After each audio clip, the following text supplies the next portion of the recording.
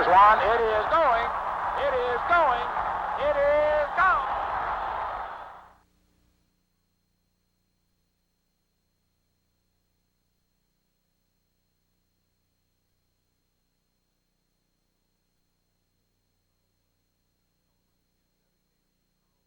This film is dedicated to Carl Barger, to his life, his energy, his work, and most of all, to his friendship.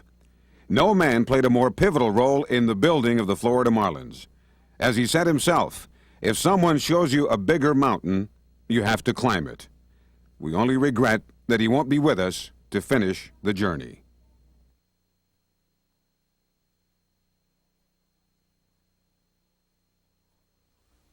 For almost 100 years, Major League Baseball teams have come to the warm climes of Florida for spring training. They troop down in February, and 6 weeks later, they're gone, leaving Florida fans yearning for next spring. But in 1991, Wayne Huizenga and a dedicated group of people succeeded in bringing Major League Baseball to Florida all summer long. This is the story of how a once distant dream became a reality.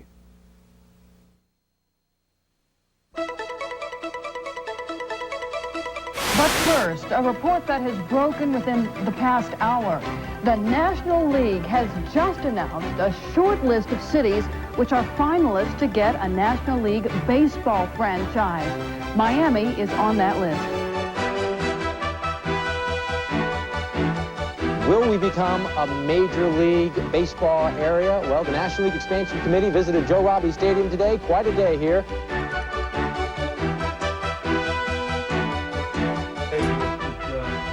It's great to be part of the National League. The fact people here have caught baseball fever. Everyone is so excited. The once beaten in a coin flip Florida Marlins select R0028 Johnson, Charles Johnson, a catcher from the University of Miami. All Major League Baseball teams wear gray on the road, but these are unique because they have Florida stitched on the jersey. Please welcome, and a standing ovation, Nigel Wilson. All right.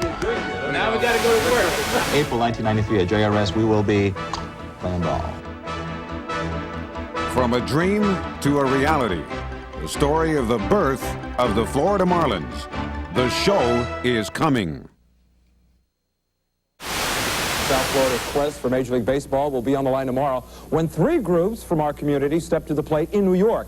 Wayne Huizenga, Abel Holtz, and J. Morton Davis will lead their respective groups in presentations before the National League Expansion Committee. It was a competition for which the Marlins were fully prepared, and they felt certain they had what baseball was looking for. I think the difference between the three of us in South Florida is that we had a facility, and we were ready to play, and we owned part of the facility. The other two groups talked about building a facility in South Florida, probably in Miami. That would mean that Miami would have to get voter approval and try to make it happen, and that was really too iffy at the time for baseball. Also, we were a single owner, and the other groups had many investors, and I think baseball said if we could deal with one person, that would be better for us. But I think the main reason, when it comes right down to it, is that we had a stadium in place. That stadium, named after Joe Robbie, had to pass inspection by the Expansion Committee. The stadium was home to the Miami Dolphins, and if the Marlins group had its way, it would be reconfigured for baseball as well. Committee members made certain that the stadium would accommodate fans from every seat.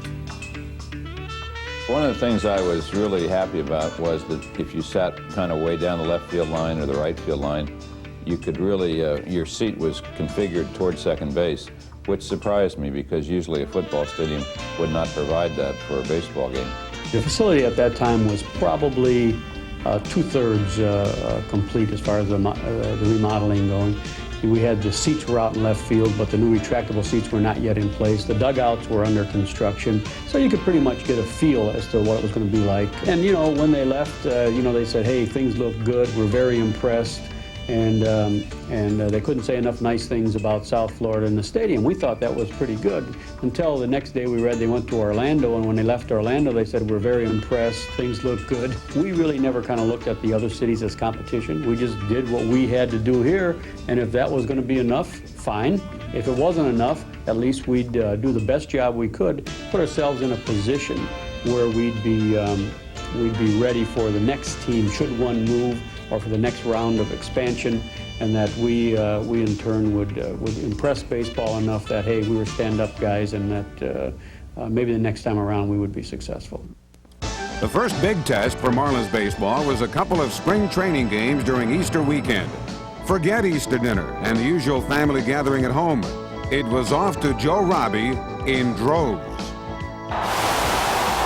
It's nearly time to play ball. You are looking live at Joe Robbie Stadium as it prepares to host the biggest weekend in South Florida baseball history. We're expecting a sellout to see the Orioles and the Yankees, 67,000 strong, and all of them saying, we want big league baseball right here in South Florida. Baseball is number one in this country. That's right. We want a baseball team, and we're going to get it. We are definitely going to get it. They want baseball down here. That's what they want, and that's why they're all coming here. Everybody I talk to is so enthusiastic. I'll be there, that's for sure. Every game I'll be there. When the spring training schedules came out, we found out that those two games that we were hosting at Joe Robbie Stadium landed on Passover and Easter. We all looked around the table and said, well, this might not work out too well if we're trying to make a statement to Major League Baseball as far as attendance goes. But the community got behind it, we advertised it, we promoted it, and they just turned out in droves. It was unbelievable. The two games drew more than 130,000, far more than the Marlins ever dreamed of. Listen to the fans out there. It's fantastic, and I can't tell you how excited I am tonight, and I want to say to everyone in South Florida, thank you very, very much for supporting us and helping us send a strong message to Major League Baseball. Thank you, thank you. It's time to play ball Major League style in South Florida. The Major League owners this afternoon, by way of conference call, voted unanimously to accept Miami and Denver into the National League. The call came to the office of Wayne Huizenga, where Don Smalley, Vice President of South Florida Big League Baseball, was waiting. It's great to be part of the National League. People here have caught baseball fever. Everyone is so excited. They say this is the best thing that's happened to Miami, and they say there's really only one thing left to do. What do you guys want to do? That's it. Play ball. Interesting. The last to get the good news was Huizenga himself, who was en route from North Carolina. There were two carloads of us and coming down, so we started blowing the horn and waving. And it was a fun time. Though what had been a distant dream just 15 months ago was now reality. And a proud Huizenga made the news official at a local Fort Lauderdale restaurant. What a tremendous day this is for Florida. Today, history was made when the owners of the National League and American League unanimously approved Florida's first Major League Baseball team.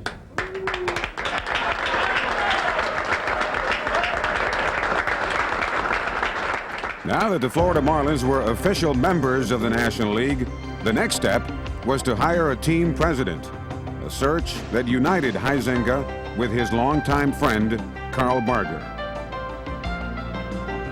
It was Barger who had imbued Huizenga with his passion for baseball, and it was under Barger's 3-year presidency in Pittsburgh that the Pirates had turned into the powerhouse team of the National League East. Carl Barger has become well known in South Florida very, very quickly, and I predict that he will also become highly respected in South Florida for his ability, his integrity, and the way he attacks his job as president of the Florida Marlins, just as he is respected in Pittsburgh. There can be no clearer indication of Carl's burning desire to build a winner in South Florida than the fact that he will leave his beloved Pittsburgh to shoulder the responsibility for developing a baseball organization and a major league team that we can all be proud of and support. Carl has demonstrated in his building of the Pittsburgh Pirates that good guys can win. I have always been proud to call Carl my friend. I am even prouder now to introduce him to you, my friends, as the president of the Florida Marlins, Carl Barger. Carl and I have been friends for over 20 years, and I really started watching baseball from the ownership side when Carl got involved with the Pittsburgh Pirates, and more specifically when he became president of the Pirates about a year later after the group in Pittsburgh acquired the team. And it was fun watching Carl, and of course he's an avid baseball fan and lives and breathes every pitch. And if you're ever at a game with Carl, he backs up when the wind up, and when the pitch is delivered, his foot goes out from under him, and he lives and breathes every single move. And I'm not quite that way, but it was fun watching Carl over the years, and then when the opportunity came, he really got my interest in baseball going again, and then along with the stadium acquisition, decided that we'd like to try to join the club if we could. We both believed you can be competitive, you can win, and you can run it like a business. So we committed to each other that that's the way we're going to run the Marlins. And we've had a runaway situation in baseball, and we hope that we can help bring about some needed change in baseball. I think we have already left a footprint in baseball, and we hope to leave others.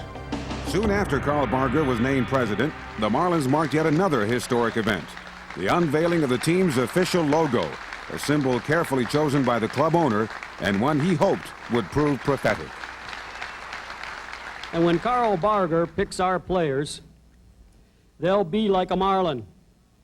For a Marlin is sleek, proud, agile, powerful, alert, a fierce fighter, and an adversary that tests your mettle, and one that can shake itself loose just when you think it's in trouble. Having chosen the logo, the next order of business was the uniform. It was an evolutionary process. We first started when we were working on the logo to discuss the possibility of whether they would want pinstripes or whether they were traditionalists. And so as the logo developed, so did ideas for the formulation of a uniform. We kind of told them what we're looking for, something that would have a little bit of a traditional look, but at the same time be South Florida.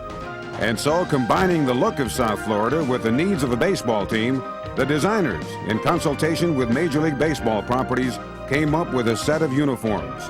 Now, pinstripes may still be the fashion in baseball, but that's only one part of the Marlins' 1993 look.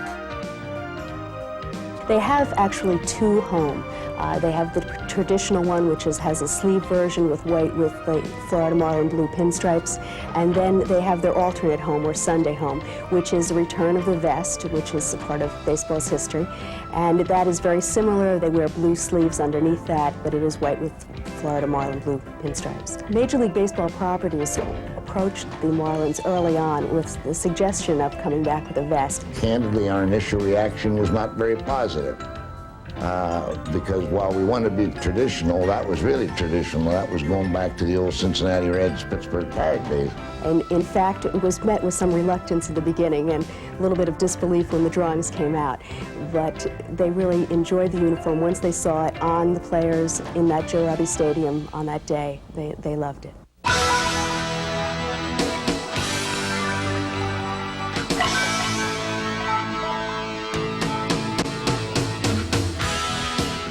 And so, with all of the pieces coming into place, the uniform, which offers something old and something new, has already made a splash with the fans. Now, time will tell if the Marlins have the talent just yet to be a winner. But one thing's for sure, they do have the look.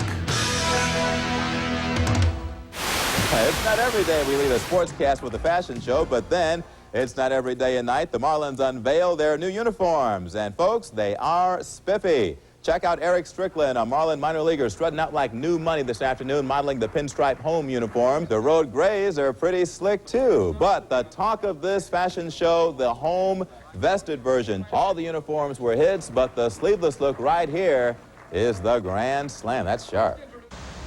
It may be a few months before the expansion Marlins play their first game in South Florida, but make no mistake, In a place where baseball is beloved, the name of the new team is already tripping off the tongues of eager fans. The name of the team is Florida Marlins.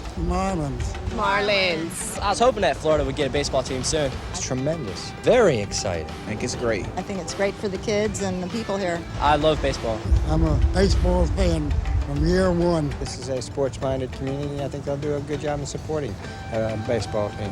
Take the family. Yeah, we'll have a good time. When I seen the fish all around, then I said, hey, that's a marlin, so that's pretty cool. Well, it's a good name for Florida, a lot of fish, you know. It is a fighting fish. It is a game fish. Good-looking logo, good-looking uniforms. Good opportunities for us to see some Major League Baseball down here. I'm looking forward to it. No one is more eager than Dave Dombrowski, the whiz kid the Marlins chose to be their first general manager. It was an easy choice.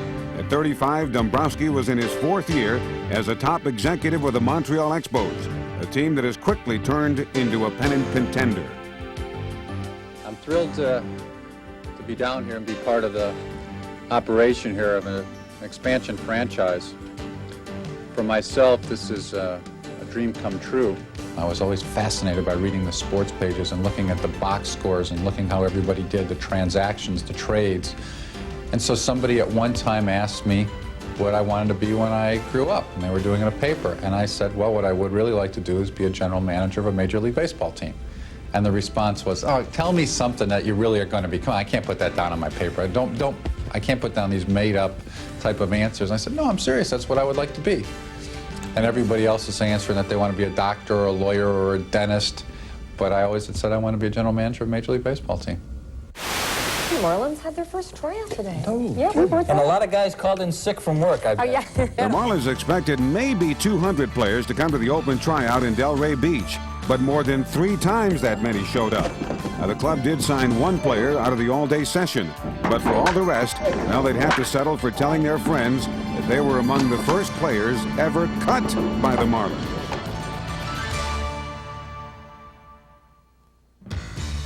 For the players who will make the organization, the Marlins have joined together with Brevard County in creating from scratch a state-of-the-art spring training complex that any Major League team would be proud of.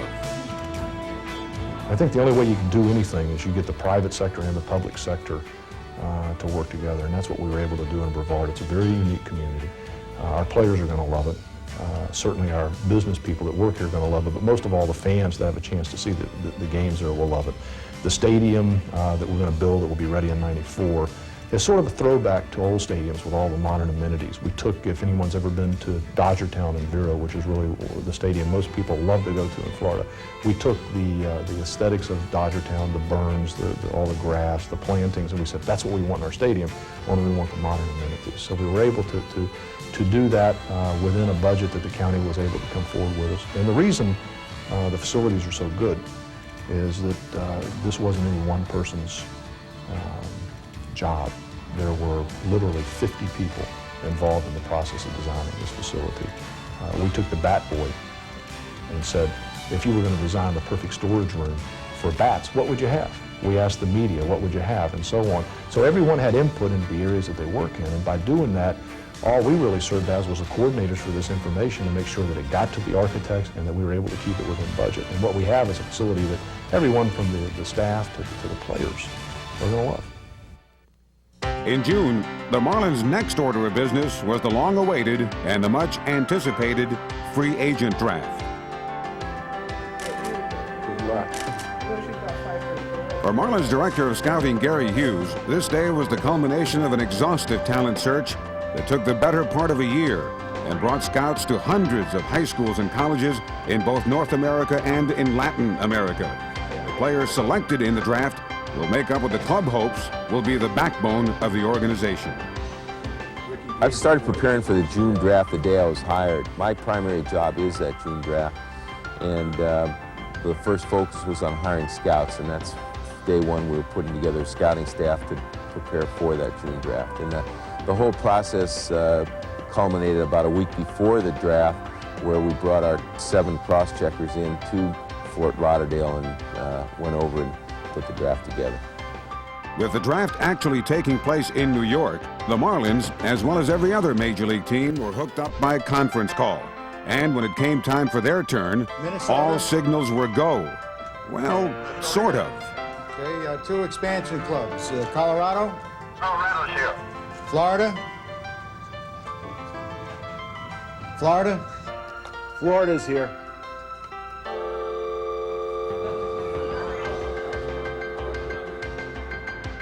Now that may or may not have been an auspicious start.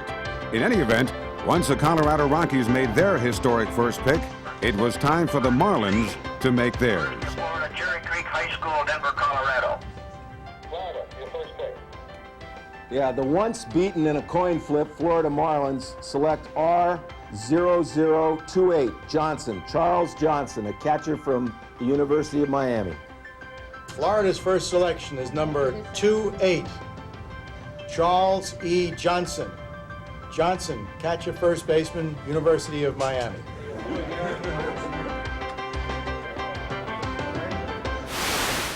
Well, joining me live, the man of the hour, Big Charles Johnson, is beaming in from Omaha, where the Canes are just chilling for a few days. They're still alive in the College World Series. Did you expect this? Well, you know, from the beginning, they was telling me I'd probably go a little earlier, you know, pretty early in the rounds, probably 6th or 4th or whatever, but, you know, I'm very excited to be drafted by the Marlins. In Johnson, the Marlins had landed a power hitter who had produced the 3rd most home runs in Hurricanes history. And according to many, his arm had to be seen to be believed.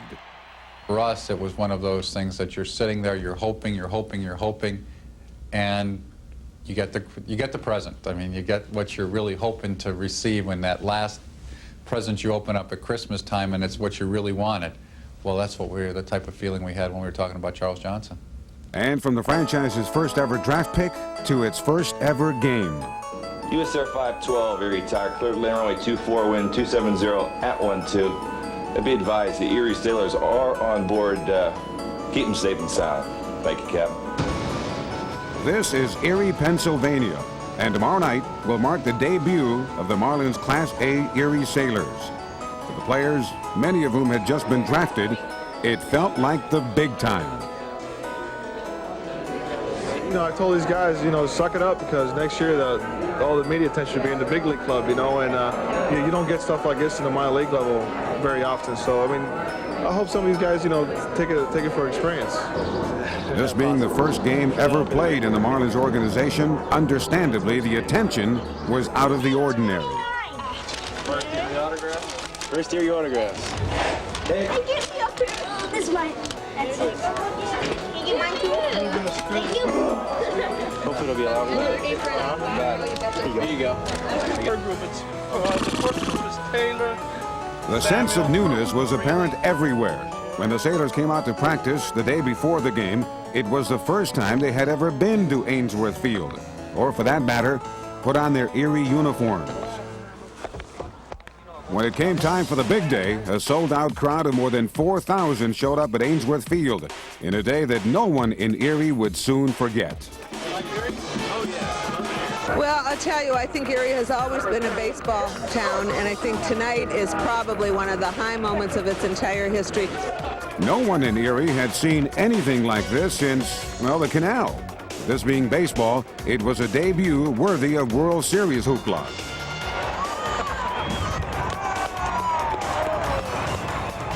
With the festivities concluded, Stanford University's John Lynch, the 2nd pick in the free agent draft, delivered the very first pitch. A ball headed straight for the archives, and an event witnessed by the Marlins front office. Once the focus turned to the game, the Sailors and the Jamestown Expos played one heck of a ball game, a game in which the Sailors came back twice to take the lead.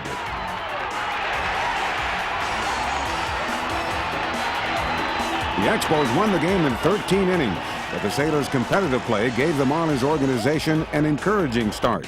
In fact, the club's first 2 minor league teams would wind up their first seasons with winning records.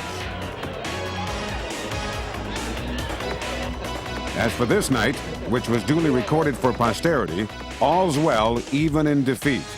For a dream had truly materialized and was the culmination of hard work behind the scenes.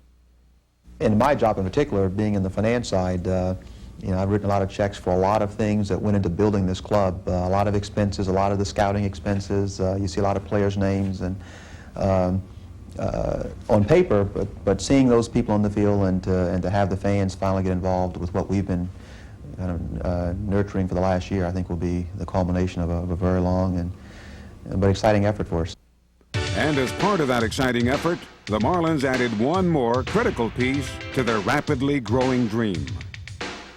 I'm here to introduce the first manager of the Florida Marlins organization, Renee Latchman.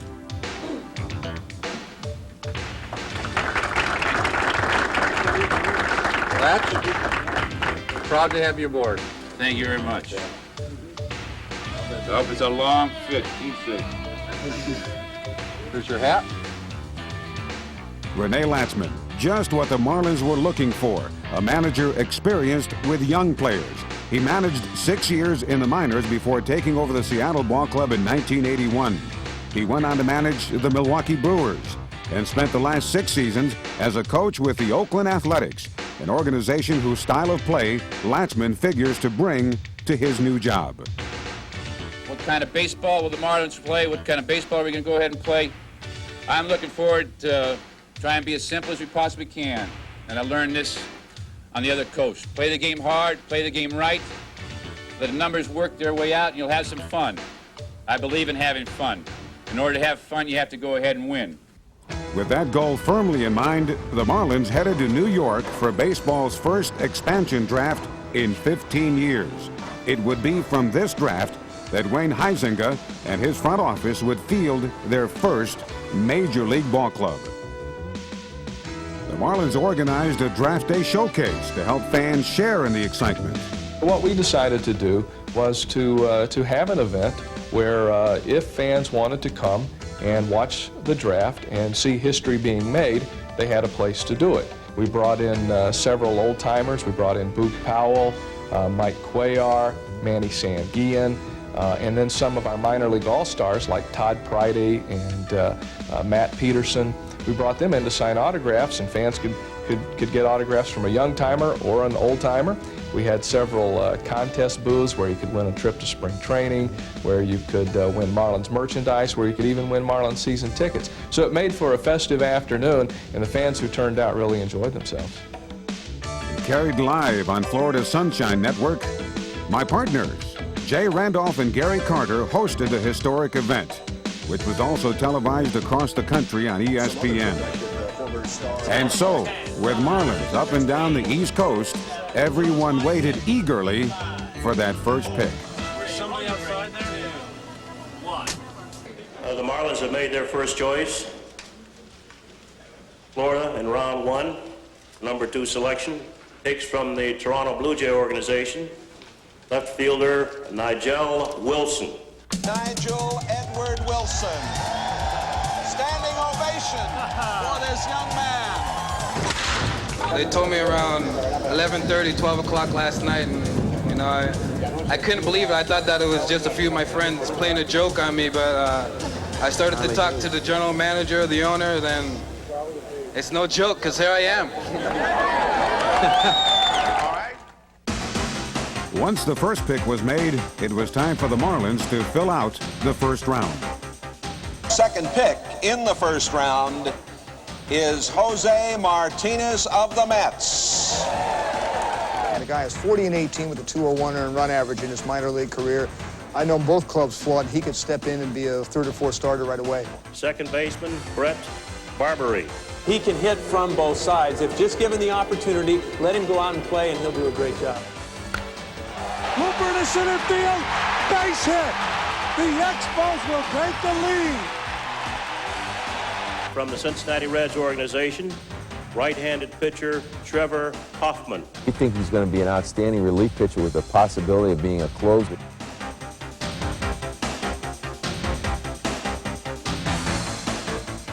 The next selection for the Marlins, Patrick Rapp of San Francisco. Got him. Center fielder from the St. Louis Cardinal organization, Chuck Carr.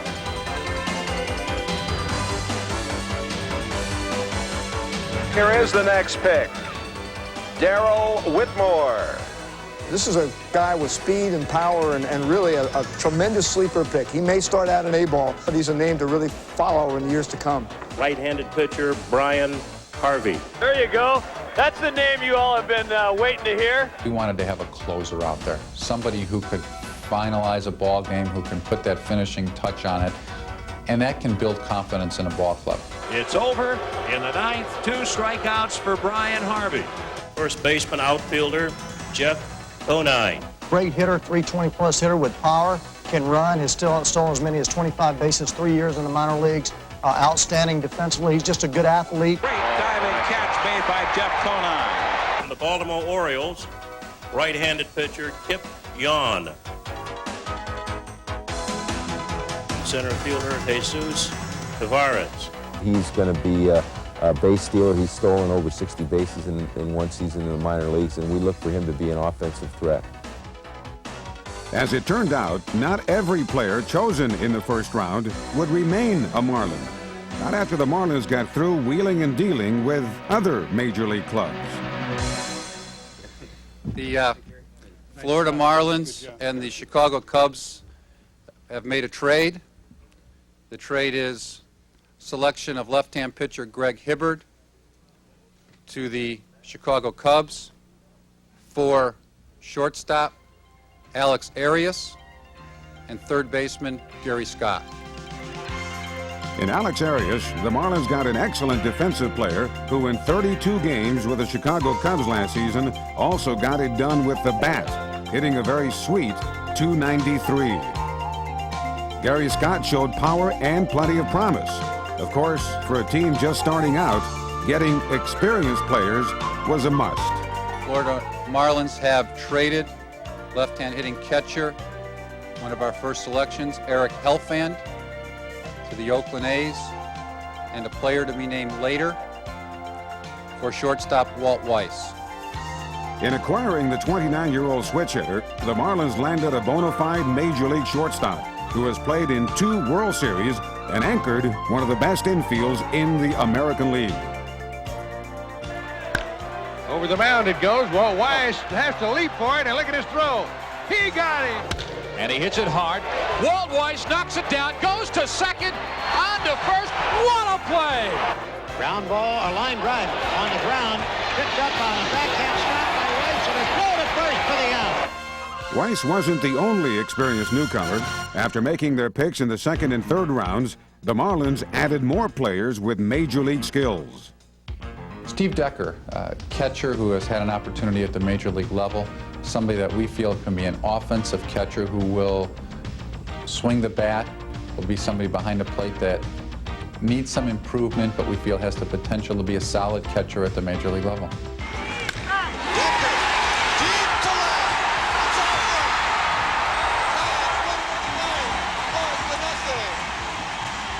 Chris Carpenter really came on the scene last year as a setup man for the St. Louis Cardinals organization. He's always been a person that's had a lot of potential. Last year he finally realized it, appeared in over 75 games last year at the major league level. Feel he can be a quality setup man to get us to Brian Harvey late in the game. It can be such a key role, the one he has in the Cardinal pen, to get to Todd Worrell and Lee Smith. Diving stop, Alicea, throwing from a knee, and what a Cardinals do with the gloves. They've done it with the bats. Cardinals win it 10-4. Jack Armstrong, a person who's had a checkered career, but started the All-Star game back in Chicago a couple years ago. Jack Armstrong still has a quality arm. He's a person that has above average fastball, has 4 pitches that he throws well. He has struggled a little bit. We feel by his performance in the second half of last year that he's turned the corner again and is somebody who can come back and pitch extremely successfully at the major league level. Got him swinging. That time the power of Armstrong overmatched the power of Cecil Fielder. Junior Felix has all the tools in the world. He is a quality player. He can run, he can throw, he can hit with power. He struggled to play center field. We want him to play right field for us. He's still young. He's only 25 years of age. Somebody that we feel can hit in the middle of our lineup as a number 3 hitter, be a productive RBI man, and be a real plus on our ball club. There's his pop. Boy, he sucks it deep center. Kyler, and he can't get it. It is out of here. Boy, Junior Felix will continue to surprise you with that pop, that good power. With the day-long draft completed, an exhilarated Marlins front office was about to leave New York, eager to put the first edition of the Marlins on the field at Joe Robbie Stadium. All right. Now we got to go to work. Hey, now let's go to work. Now we can have a nap. I think it'll be a day I'll always remember. Every single name that's out there will be a name that goes down in Marlin history, and it's one of those for us that I think it's one of those special days in your life that you never forget. Buoyed by their accomplishments in New York, the Marlins front office, looking to add still more experience to the '93 roster, eagerly headed to Louisville, Kentucky for baseball's annual winter meeting. Things got off to a promising start when they acquired New York Mets infielder Dave Magadan, a 7-year Major League veteran and a career .292 hitter. Ball to deep right. It might be far enough. It is gone through. A home run by Dave Magadan, and the Mets win it. The Marlins also picked up Charlie Huff, the ageless knuckleballer who comes with 23 years of Major League experience, including 3 World Series. Looking for power, the Marlins got plenty of it when they acquired Orestes Destrade, the one-time Pittsburgh Pirate who had spent the last 4 years in Japan with the Seibu Lions, where twice he hit over 40 home runs and 3 times won the home run title. Another choice acquisition, Benito Santiago, who blazed his way to the majors in 1987, setting a rookie record by hitting safely in 34 consecutive games and capturing Rookie of the Year honors. More than anything, Santiago gives the Marlins an outstanding catcher whose dazzling throwing arm has already produced a couple of Gold Gloves. The future was looking so bright, but what should have been an exhilarating time in the Marlins' quest for their dream was instead filled with utter sorrow.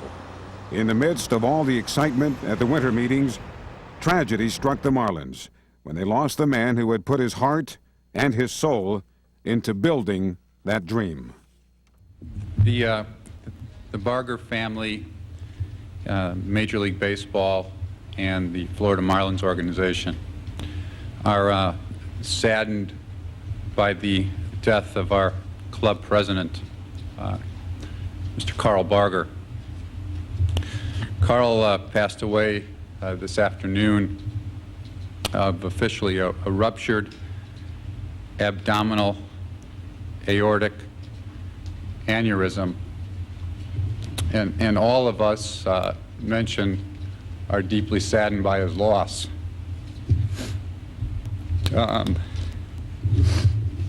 Excuse me.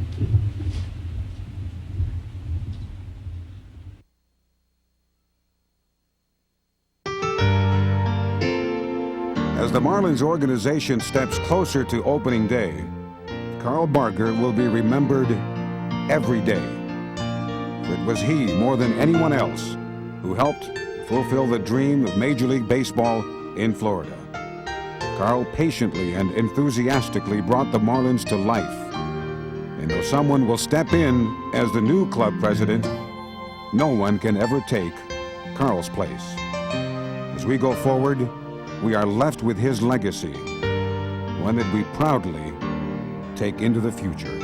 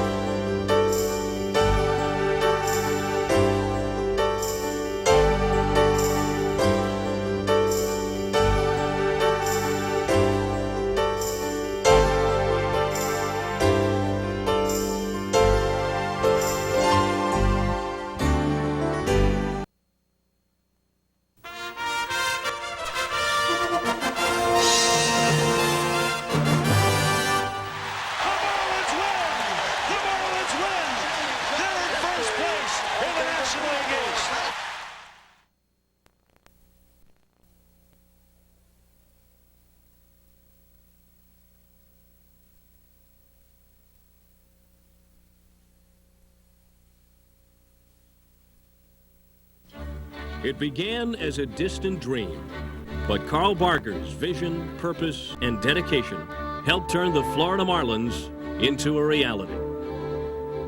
It's great to be part of the National League, and All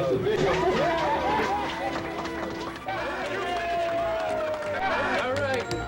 Now we got to go to work. Hey, let's go to work. The Florida Marlins were for real, and soon enough, they would have a renovated home in Joe Robbie Stadium and a full-fledged Major League team. They'd finished the journey that Carl Barker started. Now and always, he remains an inspiration.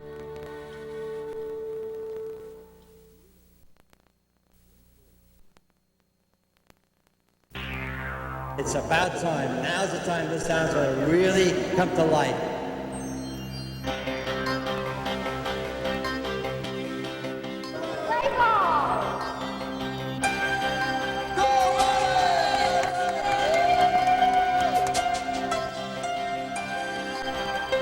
All my life, I've been waiting for baseball. How about that? I've been waiting for years. We've lived down here 25 years and hoped there'd be a big league team. Let's go, Marlins!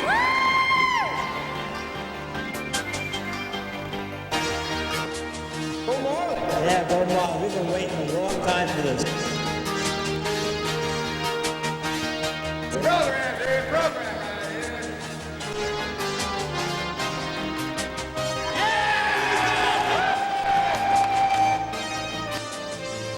I've lived here most of my life, and I've been waiting for baseball to come here. I'm really glad to have the major leagues here finally. Presenting the first year of the Florida Marlins, a great beginning.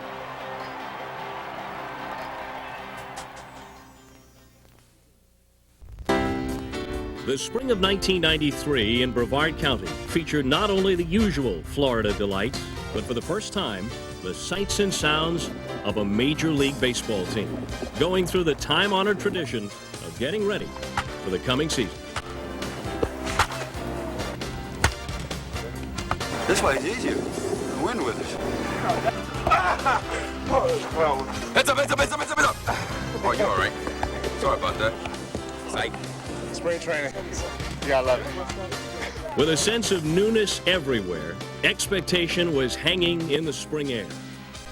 There was the excitement of the fact of not knowing what to expect. You have expectations of people that you've seen play before.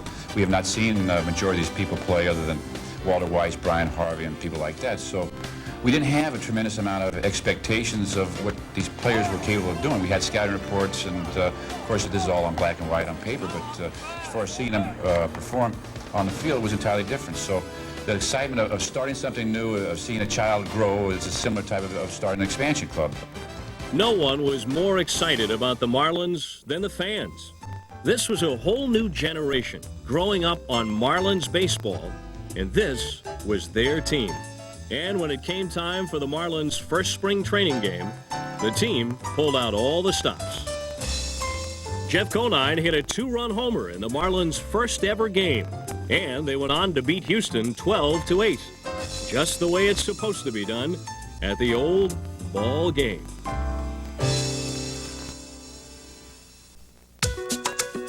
Heading south for their first ever opening day, the Marlins left Brevard County for Joe Robbie Stadium, which was now fully outfitted for baseball. Though the Marlins and their fans were more than ready for the event, the weather apparently wasn't. It stormed so hard the night before, and I woke up about 5 in the morning, and it was raining and blowing, and I think we had winds that night of 60 or 70 miles an hour, and my wife said, "Don't worry, it'll be fine, it'll be fine." I remember the first emotion I had that morning was when I woke up, it was raining.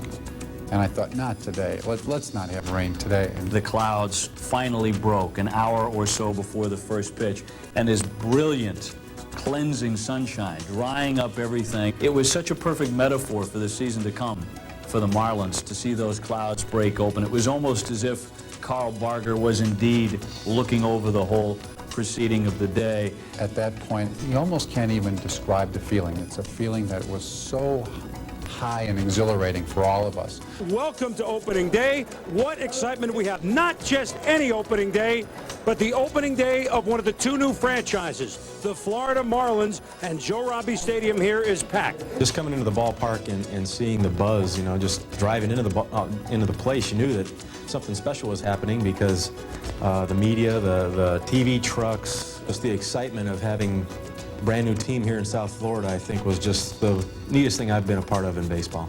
Sun-soaked Joe Robbie Stadium, the color teal all around, as the Florida Marlins take the field for the first time ever at home against the Los Angeles Dodgers. However, the Marlins were not official members of the major leagues until their opening day baptism from Chris Berman.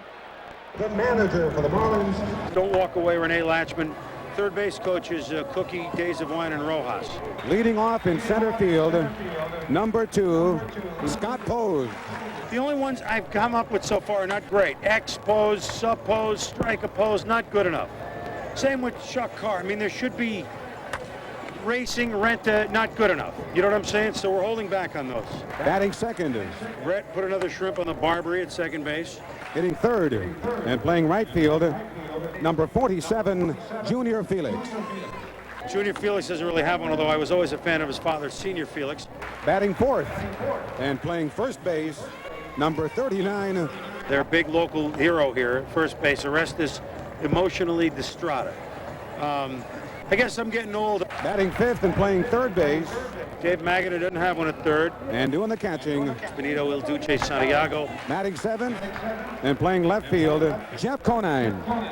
Left field is a layup, Jeff Conine, the Barbarian. Batting eighth, number 22. Shortstop is Walt Three Blind Weiss. Pitching today, number 49, feeling more like 45 these days, Charlie Huff. The starting pitcher, Charlie Huff, has never had one in his career, so I'm not going to start now. But that's pretty good. There's a lot of them in there. The Marlins were about to make history, and in memory of the man who guided them on their way, a moment of silence was held for Carl Barger.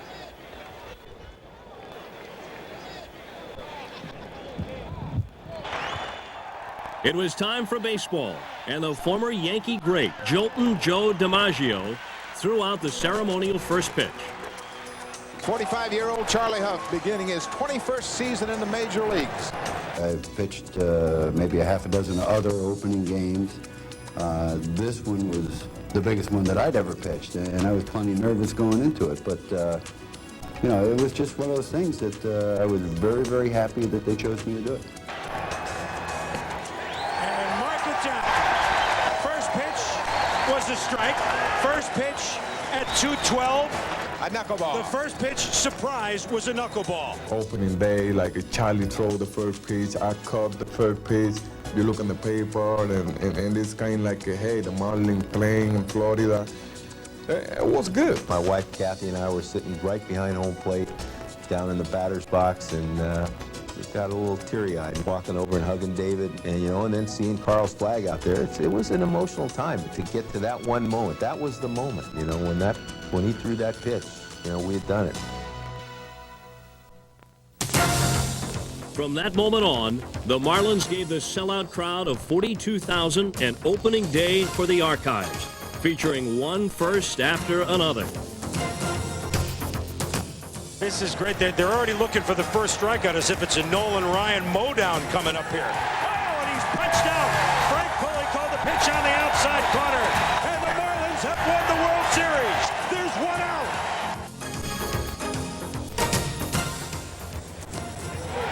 Strike three. The Marlins have won another World Series. And Pose was 397. Ground ball off the glove of Hershiser. Reed adjusts. Karros cannot come up with it. And your first base runner for the Florida Marlins, Scott Pose. Ripped up the middle. Passed Offerman into center field. Pose will stop at second base. So there is your first hit for the Florida Marlins. Brett Barbary.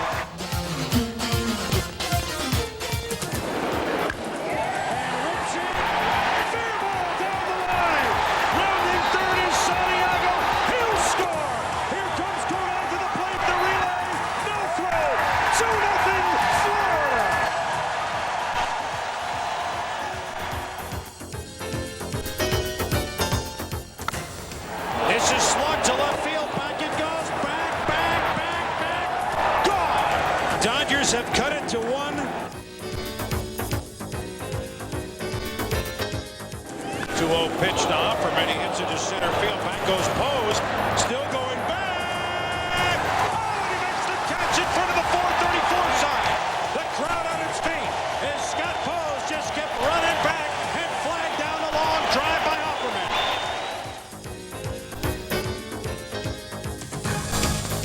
2 down. Got your night. 6-3 Florida.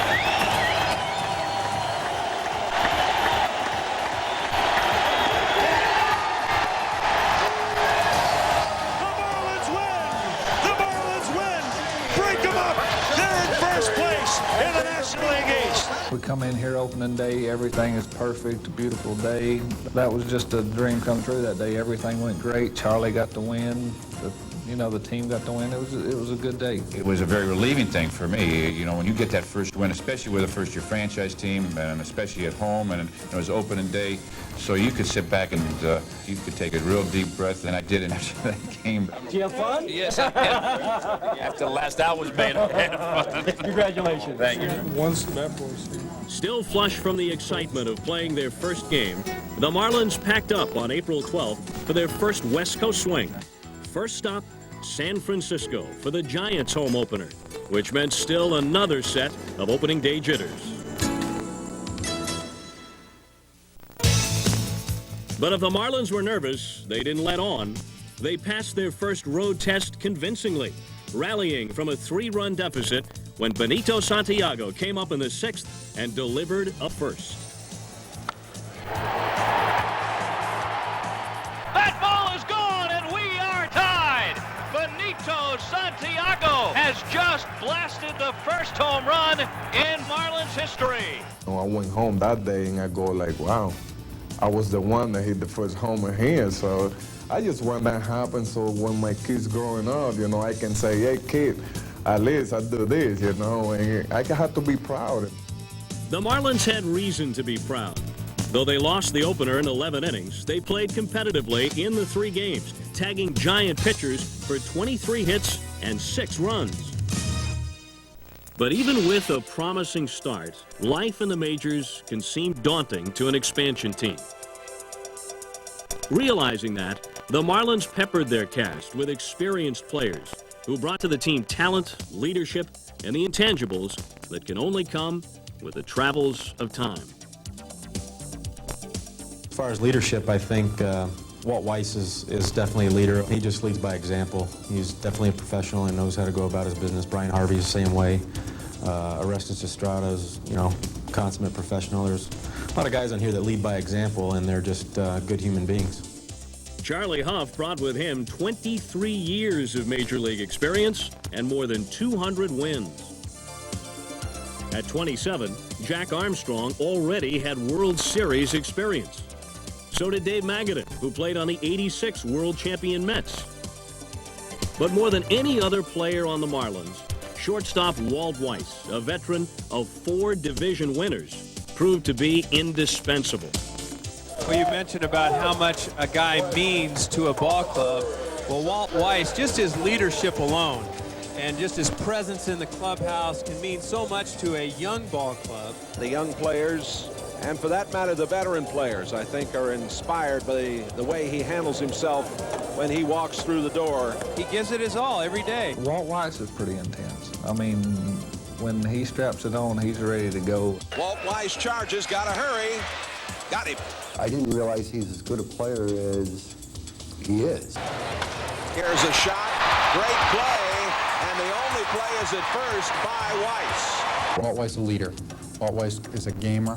He goes out there, plays day in and day out. He plays under any circumstances. He's had his bumps and bruises.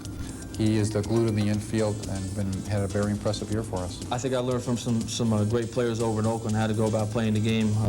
Some great veterans, guys like Carney Lansford and Eckersley and Bobby Welch and Stewart. You can go on and on. But I think I learned well from those guys, and I'm not one that's going to go out and give orders, but I think the best way to go about things is to go out there and play hard every night. I think that rubs off on the rest of the guys. With an adventurous blend of veterans and rookies making their way together, the Marlins went to Colorado in late April for the historic meeting of baseball's 2 newest expansion teams. The Marlins lost the series opener, but held on for a 2-1 victory in Game 2. Then, in the 4th inning of the finale, the Marlins offense erupted. And it's up the middle, and here comes Weiss, here comes Carr, 2-0. And here is a shot out over the shortstop's head. Santiago comes home. Conine comes home, 4-0, Florida. For Rockies manager Don Baylor, the worst was yet to come. Junior Felix stepped to the plate with a hot bat, the bases loaded, and another piece of Marlins history in the making. Make sure it's your pitch. And a fly ball into left. Way back, way back, way back. Grand slam, home run! Ha-ha, did I call it? Take that 3-0 pitch and let it fly. The first Grand Slammer. The Marlins were flying high and mile high. They took 2 of 3 and headed to Cincinnati with newfound confidence and took advantage of every opportunity. In comes Espy. He can't get it. It's through his legs. It's going to go all the way to the wall. And the Marlins have taken a 4-3 lead. Florida split the 2 games in Cincinnati and then marched on to Atlanta's Fulton County Stadium to meet the defending National League champs. But neither the Chops nor the Braves' exalted pitching could cool off the Marlins. A shot down the line in left. Gets by down there. Hammond is coming home. The Marlins won the opener. Then in Game 2, Dave Magadan snapped a 7th inning 3-3 tie. And a long one to the right side. Justice going back, gone! Dave Magadan, and the Marlins are back on top. Closing in on what would be their 3rd straight victory, Trevor Hoffman faced one last hurdle, Braves slugger David Justice. Fly ball into left. Coming in is Briley. He's got it. And the Marlins have swept the defending National League champions here. What a wonderful road trip it's been. In winning 5 out of 7, the Marlins were making a bit of a splash in their first month. So was Jeff Conine. He closed out April with a .320 batting average and opened the month of May red hot, once again against the Rockies. Bases loaded, 2 out now. Conine hits it! It is gone! Grand slam home run for Conine! Oh, baby, what a blast! And what a year for Conine. With a chance to play every day, the 27-year-old went on to hit .292 and drive in 79 runs. No wonder he was a fan favorite. I like Jeff Conine. Conine looks like a good ball player to me. I like Conine. He's an iron horse, hasn't missed a game. He's a very good ball player, very sincere. He can hit. Puts his heart and soul into the game, and he plays very hard. He epitomizes professionalism, man. He gets the job done. So much so that 3 weeks into the season, Conine was actually leading the league in hitting. Jeff Conine stepping in. Conine off to a red-hot start. Conine's the leading batter in the National League today. This is what expansion is for. Jeff Conine was a guy that was, I guess he AAA was about as far as he was going to get with the Royals. He's getting a chance now to see if he can be a big league hitter. It is nice to open up the paper, especially my first year in the big leagues, and see my name up there with the likes of some of the other good players in the league. You know, it's a kind of an ego booster, I guess, but I think I still have a lot to improve on. One of the top rookies. He has swung the bat extremely well for us. He's going to be a player that's part of the Marlins for a long time. Conine's corner, indeed. That figures to have cobwebs on it. He's going to be here a while. Everybody talks about Jeff Conine, the Terminator, you know, and he's out there, no smiles, and it's like when he strikes out, he's walking, and he's like, he kind of gives a little turn like, I'll be back. You know, it's just like, Jeff is just like, he's a real good guy. You know, once you get to know him, and he's really exciting. I share lockers right next to him, and I mean, he's fun guy to play with and a good outfielder. I've stayed healthy. I've played good defense, which was really important to me. Playing a full year in left field, I've really gotten used to it and feel comfortable out there. There's a lot I can improve on. I think I'd like to cut down on my strikeouts next year and maybe hit for a little more power, which I think will come as I mature as a hitter. But overall, I've got a pretty good feeling about this year. The feeling in St. Louis on the night of May 15th was that Ryan Bowen and the Marlins could do no wrong. Here might be a little bit of a run and hit situation. Oh, double play. Hello. Estrada stuck out the glove. There it was, and all he had to do was take one step to double up Gilkey. How about that? But on this night, all Bowen really needed was his fastball. This is the first jam that Ryan Bowen has been in. I'm sure Marcel's saying, hey, concentrate on these hitters. Don't worry about the runners. Keep that shutout intact. Struck him out. The first strikeout tonight for Bowen. He has now pitched 12 consecutive scoreless innings. My job is to do the best I can as long as I can, to give my team a chance to win by any means necessary. That game, I didn't have all my pitchers working, but the two that I had working were, I think, above average for that day. And Benito called a brilliant, smart game where whatever he put down is what I was thinking. And when you do those type things, it becomes easy. And he got him. That's a nice way to end it. He struck him out for Ryan Bowen.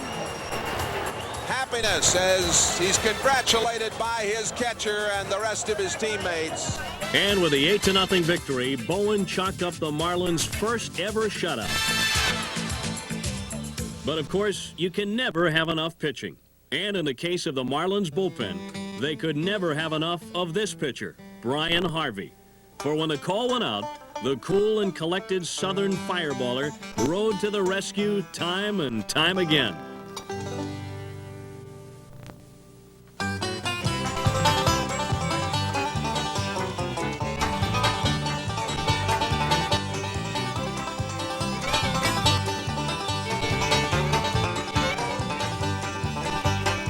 I think the key to the whole staff, what success we've had, is Brian.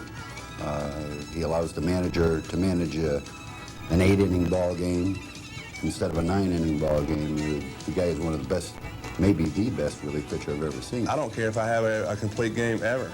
As long as you have Brian Harvey in the bullpen, I'll pitch 8 innings, he'll come in for 1, and that's pretty much an automatic save, an automatic win for me. With Harvey's 45 saves, the Marlins had to wonder where they'd be without him. But when they drafted him, no one was sure if he'd remain a Marlin or if he'd come back from arm surgery. I think it's something that's been overlooked this year. You know, people are recognizing that he's had a great year, but they forget that he missed almost all last year due to arm surgery. And usually it takes a pitcher a full season of pitching just to get back to where he was before. But he's really had a remarkable year. I didn't even know if I was going to be totally healthy. I didn't know if it was going to take me a month into the season before I would be ready to go, if I'd be ready to go coming out of spring training. But everything went great in spring training. We never had a setback, didn't have to take a day off, didn't have to do anything, and everything was great. And it seemed like the better I threw the ball in spring training, the more I heard, well, you're not going to make it out of spring training because you're going to get traded. So we went through that and try not to let all of it bother you. You know, it gets in your head every now and then, and just try to do the best I could on the field, and things have worked out pretty good. We would be nowhere near where we're at right now without Bryant. Basically the most consistent reliever in Major League Baseball. To be consistent, you got to be lucky. I mean, because there's going to be days when you go out there and things are not going to be right at all, and hopefully that'll be the days where maybe you get a guy on, boom, they hit the ball right at somebody, you get a double play, you're out of the inning. And that's a winner. The save for Brian Harvey. Let him go ahead and throw that ball across the plate. If they hit it, we'll field it. If they don't hit it, well, even better. It's done. This game is ours. Struck him out. And that's a winner. The big right-hander sets, and here it comes. Swing and a miss. He struck him out. Brian Harvey gets him 1, 2, 3. The part I like about the game, when the crowd gets involved, is always in the 9th inning when Harvey comes in. I'll be in the bullpen and warming up Brian, and he gets ready to go out there and to do his job, and the fans just go nuts. The fans, they want to see a strikeout. They want to see a punch out here. Because they know that it's pretty much a lock. Here comes the pitch. Takes a close strike 3. He caught the inside corner, and this one is in the win column. Harvey's hot hand helped lead the Marlins on their most successful stretch of the season. It began in San Diego, where the Marlins weren't the only ones to show their stripes. But not even the Padres were prepared for the first hit in 13 years by pitcher Charlie Hough. There it is! By golly, how stand. You bet. Hey, way to go. Look at the smile. Look at Veda Pinson and look at Charlie. That's wonderful. And Charlie also got the 6-2 victory over the Padres. On to Game 2, where Luis Aquino maintained the winning ways of the Florida Marlins pitching staff. Right back it comes to Aquino. Out to Weiss and over to first. They turn the double play. The San Diego sweep was complete with help from Chris Hammond and some sensational Marlins defense. An opportunity to atone here. Will there be a play at the plate? They're waving. Tuffle to throw from Conine, and he is out. The Marlins had depth on the mound, maybe more than they thought. It's always good when the pitching can be consistent from the first starter to the fifth starter. I like to start pitcher, and that's like my family. You hear the headlines say, Marlins staff is doing their job. Off to Los Angeles, where the bright lights in big city didn't faze Florida one bit, as Walt Weiss came up big for the Marlins once again. And Weiss hits it into left. And on the move is Conine.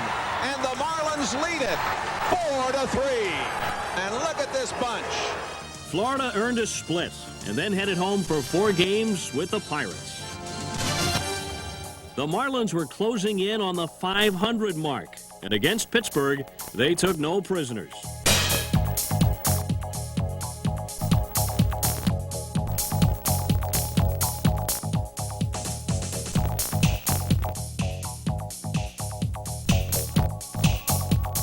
Florida won the first game 4-3, and in Game 2, the Big Bats broke loose. Banging in the high, deep drive to right. Dave Clark back there, out of here. Weiss with a base hit, looping into left center field, and another run comes home. And he rips it to right field. Dave Clark will not be able to get it. Barbary will score. Right up the middle, base hit. Here comes another run. 2 more runs will score. An 11-3 victory. And in Game 3, it was more of the same. Fly ball to left.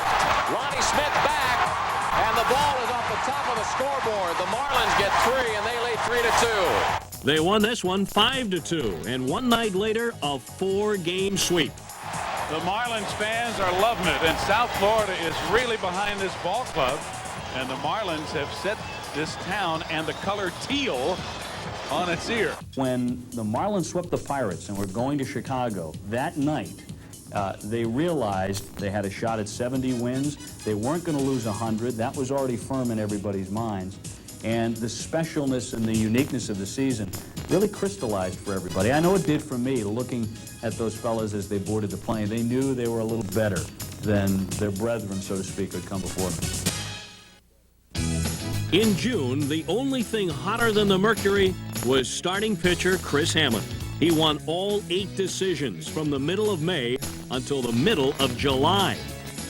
I had great confidence in everything about my pitching. I had confidence that I was going to go out, and if we scored 2 or 3, 4 runs, that I was going to win. And he struck him out. He made Witten look foolish. And he strikes him out. On the changeup. And he struck him out. Yes, strikeout. Marlins leading 4-2. Yes, he struck him out. When a pitcher is winning games, he has more confidence in all his pitches. A guy like Ricky Jordan is mostly going to be a pull hitter. Struck him out. Strikeout number 2. Struck him out looking. Another 1-2-3 inning for Hammond. I was throwing pretty much everything for strikes, when and whenever I wanted to throw it. You hang one up there in his eyes, it's like he can read the label and just go for it. This should be 2. And that's a winner. Chris Hammond goes to 10-4 and has now won 8 in a row. Hammond's pitching was a must, but his bat was a plus, especially on this June day in San Diego. He'll work carefully. Hammond swings the bat pretty well for a pitcher. Line, does it get out of here? It's gone! A home run for Chris Hammond. Hammond's homer was the first for a Marlins pitcher, and his 10 wins in the first half ranked third in the National League. On June 24th, the Marlins were about to get their first big-name star. Not content to stand pat, General Manager Dave Dombrowski traded with San Diego for the 1992 National League batting champion, Gary Sheffield. We don't want to trade for veteran players to make us a little bit better in the short run. We have taken a philosophy that we're going to look towards the long run. But in this case, you had a chance to acquire a talented player who could also be with you in the long run. The way he swings the bat so hard, I mean, I'd be on the bench and I'd be like squinting my back because you know how hard he swings the bat. It's just like, ouch! Though the Marlins gave up Trevor Hoffman for Sheffield, they landed one of the game's bright young stars who would contribute on and off the field, and who is more than happy to come home again. Well, everybody's just telling me how lucky I am to be going home and with a team like this, and a lot of players that want to come to Florida. That's all I hear. You know, everywhere you go, my friends on other teams or somebody else's friends always saying they want to play in Florida. Sheffield wasted no time showing his new team what he could do. First, with the glove.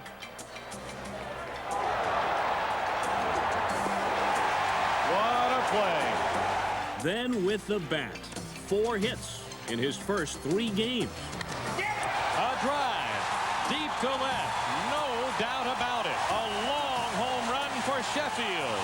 His first as a Marlin. Right off the bat, Sheffield had a club record 12-game hitting streak and capped a 13-homer first half. And Sheffield was in attendance on July 13th when the Marlins showcased their All-Stars at Baltimore's Camden Yards.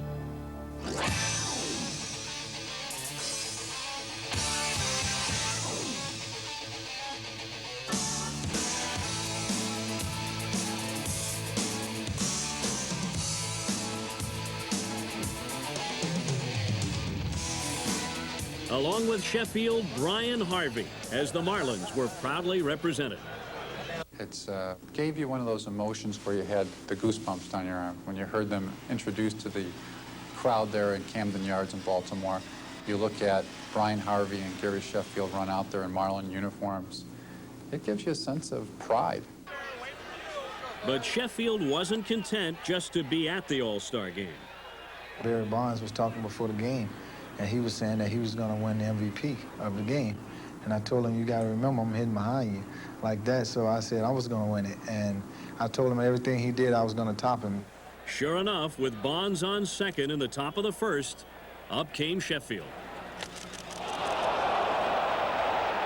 Sheffield smashed a 2-run homer that gave the National League an early lead and earned him some hearty congrats from Bonds. And even though the National League went on to lose, Brian Harvey did get the opportunity to show his American League friends the kind of stuff that earned him 25 saves in the first half. As for the stars of the future, may we present Chuck Carr, certainly an all-star in the making. Who's your favorite player? Chucky Carr. Chuck Carr, why? Does he make so many great catches? Yes. Line drive, left center field, Chuck Carr. Who's your favorite Marlin? Chuck Carr. Why? He's fast. He's fast. Carr is going. Here is the throw, and he is there. Who's my favorite Marlin? Chucky Carr. Chuck Carr. I'd say Chucky Carr, the center fielder. Carr. Why? Just the way he plays hard. I like Carr. Why? I like his speed. I like his good arm. That's his natural ability. And here is the throw, and he is out. A beautiful throw from center field by Chuck Carr. Chuck Carr is going to be a future star, and he's going to be the leader of this ball club someday. He's pretty exciting, isn't he? Yes, he is. He's a good ball player. Not only that, he's exciting. He makes it that way, and that's his thing. Running in a league of his own, Carr stole 58 bases and became the first rookie in 7 years to lead the National League in steals. With speed like that, You know he covered a whole lot of ground in center field.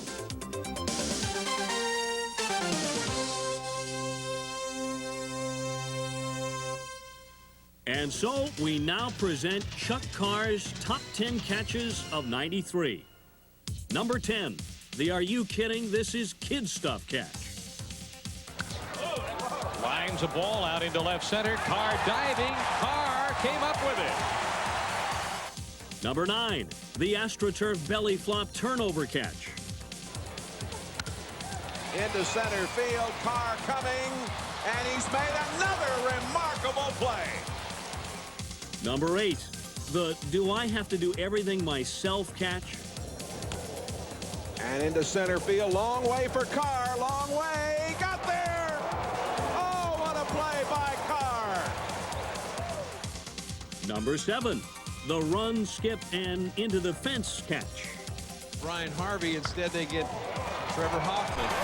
Here is Chuck Carr on the run. Oh, he made the catch. Oh, what a dandy. Number 6, the How Dare You Try to Hit Anything Past Me catch. Line drive, left center field. Chuck Carr. A great catch. Chuck Carr. Number 5, the Ouch, I forgot we were on AstroTurf catch. And Chuck Carr. Oh, boy, what a catch. Number 4, the Don't Look Now, but I'm in right field catch. A drive here out into right center. Carr with another great catch. Number 3, the Excuse Me, I Thought I Was the Only One Out Here catch. Right here, he's still in a good hitting situation. Well, he stung that ball well, and that ball is going to be... Oh, what a catch. What a catch by Chuck Carr. Son of a gun. Wow, did he go get that ball? Number 2, the I Would Have Been an Acrobat If I Were a Ball Player catch. Into center field, and Carr on the run, on the run, on the run. Oh, what a catch. That ball tailing away from him. And how he caught up to it, I will never know. Number 1 is a tie between the It's So Fantastic It's Been Translated into 10 different languages catch.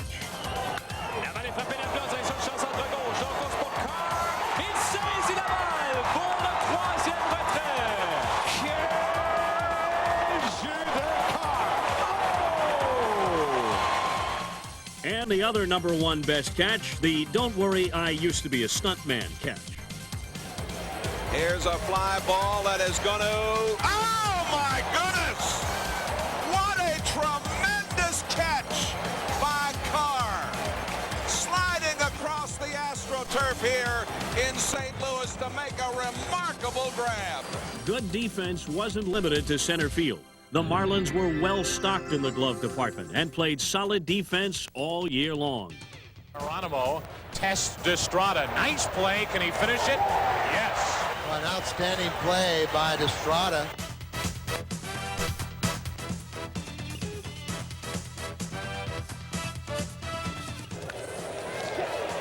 And a great stop by Weiss. Can he make it in time? Yes.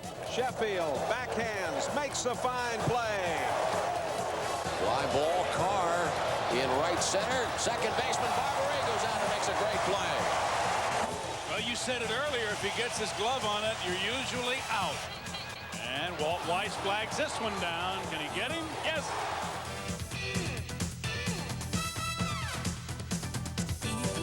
And he is out. Pena coming home. Here's the throw. They got him. And it is Whitmore sliding in there to make the play. Renteria, double play. Deep short. The throw well. Oh, man. Sheffield. Oh, what a play. Conine with his back against the wall. And nice play. Wow. Barberé. Riley racing over and makes a beautiful catch. Santiago makes the play. What a tremendous play by Whitmore. Whoa, look at that. And he held on to it. For Florida manager Rene Lachemann, the Marlins' reliable defense made his job a lot easier. But Lachemann had another ace in the hole as well, his bench. And as every platoon player proved, this was a team of 25 players, each making a contribution. We knew our role coming into spring training. We support the team, and when we get called upon, that's when we have to perform. Mulholland delivers. Fly ball, well hit left field. This one could go. It does! Wave it by Henry Petto. The opportunities don't come that often, but just getting into play is the funnest part about playing this game, obviously. And when we get in, that's when we get to, hopefully get to shine. Nato, the pitch. Line drive right field. There's a base hit. Watch White. He's got a chance to score. Here's the relay. The third of the plate. The Marlins win. The Marlins win. Nato doubled down the right field line. While some Marlins came off the bench to deliver, others, like Richie Lewis, came out of the bullpen to offer their prowess in a pinch, like in this game against Houston in late August.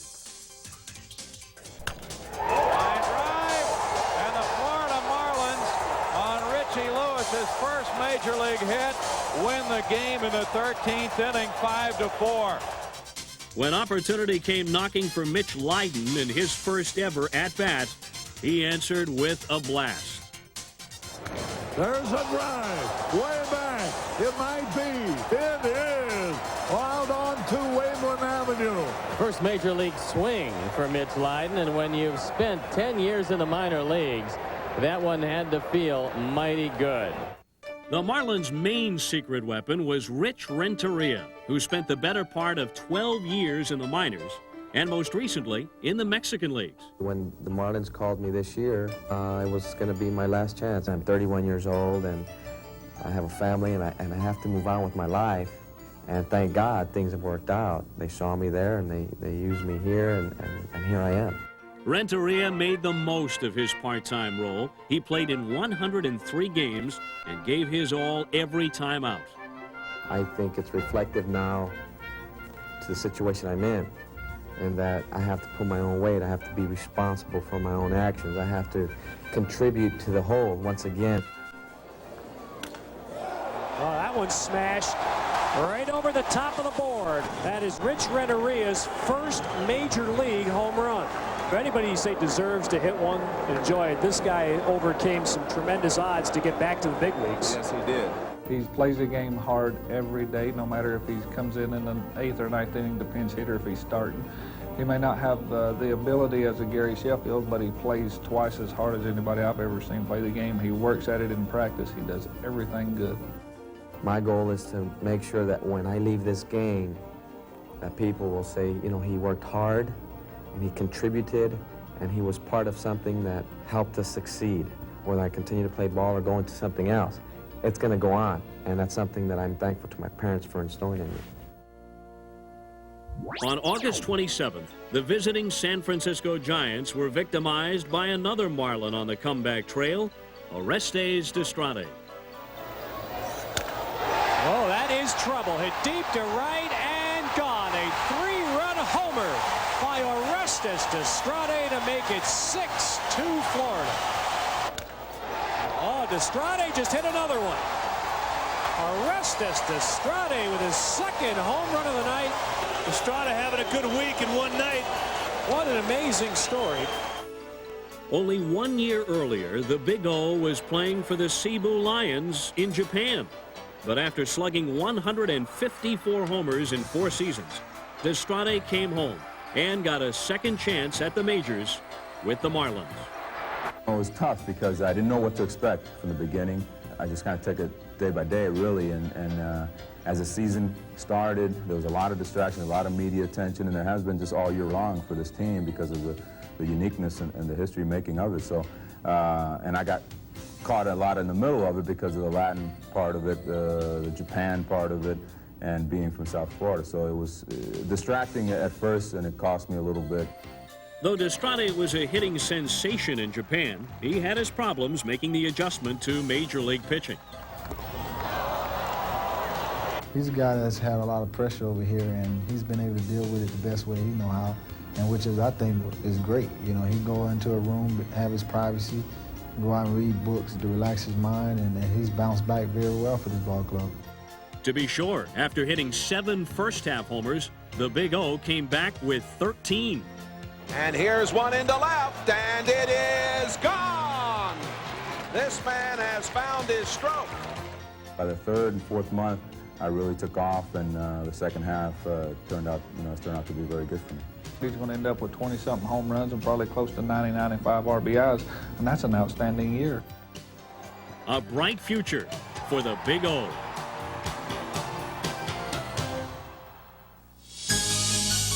As the first long season wore on, several of the Marlins appeared to lose a step here and there. It seems like some guys aren't used to playing 160, 150 games during the season, and that might be wearing on some guys, but it's just tough on a body to do that. It's not easy with an expansion club, day in, day out. Early in the year it might be, but late in the season. And one thing you'll still see our club playing late in September, you'll see them playing hard. In fact, the Marlins proved themselves such worthy competitors, they wound up playing 62 one-run games, the most of any team in the National League. I can't recall one day when I would go through the clubhouse and these guys would be down. I think Renee Latzman and the coaching staff did a terrific job of making sure that these guys came ready and thinking they can win any ball game they went into. There's always something out there that can drive you, and sometimes it just comes down to pride. You know, if there's no other goals to shoot for, you try to go out and do well for yourself and play with integrity and pride. This is an important period for this team to see what the future holds. And the future does look bright, especially with hometown product catcher Charles Johnson on the horizon. Promising outfielder Nigel Wilson was the #1 expansion draft pick. And then there's pitcher Pat Rapp, who provided a spark for the Marlins when he was called up late in the season. And he got him. Sur un troisième prise, la balle cassante. A no-hitter was one of the minor league highlights for the Marlins this year, courtesy of Elmira's Andy Larkin. And the Marlins Class A team won the title in its first season of play. So you've got to figure there are good times ahead. Everything is positive. We've got good people. They're being allowed to do their job, and I think we're going to be very successful, a lot quicker than expected, and for a real long time.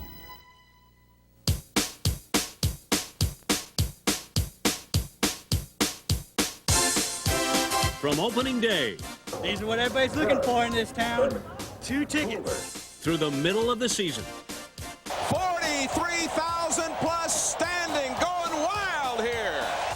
Right up to October, a romance blossomed in South Florida between the Marlins and their fans. Both the 3 million who turned out to cheer them on and the many millions more throughout the state and the country who fell in love with this first-year team. You sit in the stand and you close your eyes, you basically could tell what happened the whole game because they cheer on every strike, they cheer on outs, they cheer on good plays. It's just a very energetic crowd. Those fans out there have been so good. The day is behind you every day. We draw 40,000 people a night. They get excited. You know, they let us know when we're going good. They've been great. They really made, you know, our season like this because them coming out and, you know, supporting us like this. There was certainly no lack of spirit, especially among the ever-present and ever-enthusiastic Bleacher Brigade.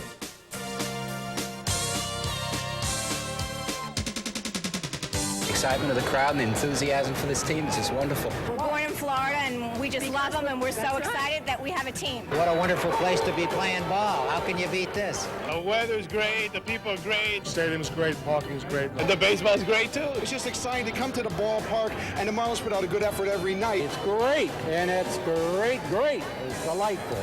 We're having a wonderful time, and I think everybody I spoke to loves it.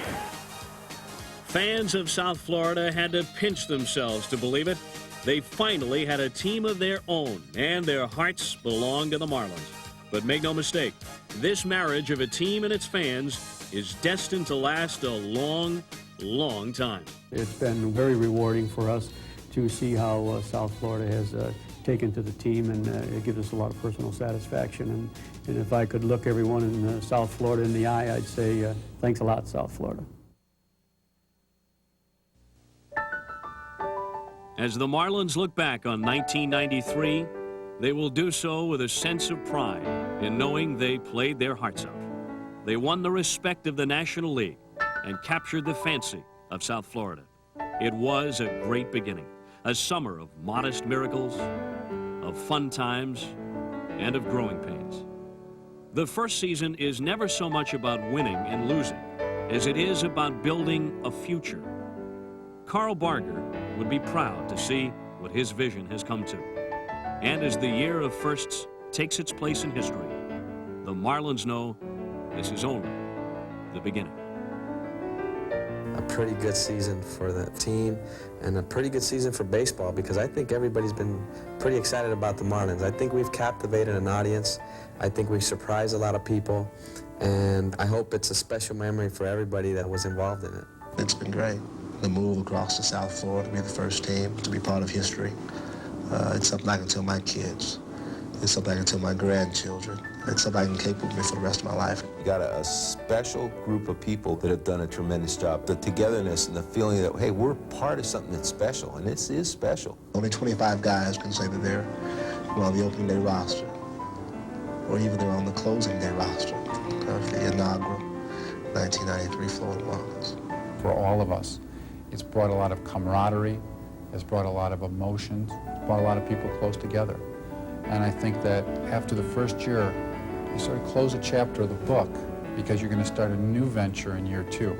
Sometimes when I run around the stadium at noontime and I take my lunch break and go for a jog, I look up in center field and I see the jersey number 5 that says Barger on it. We wouldn't be here if it wasn't for him. His presence is with us. He's not, but his presence is. And I know that there's many times this past year that he would smile down and look at us and be happy from what's taken place and say, way to go, as we won a ball game or we accomplished something. There'll be a feeling of all of that and then a close of that chapter, because you know year two is a whole different venture for you.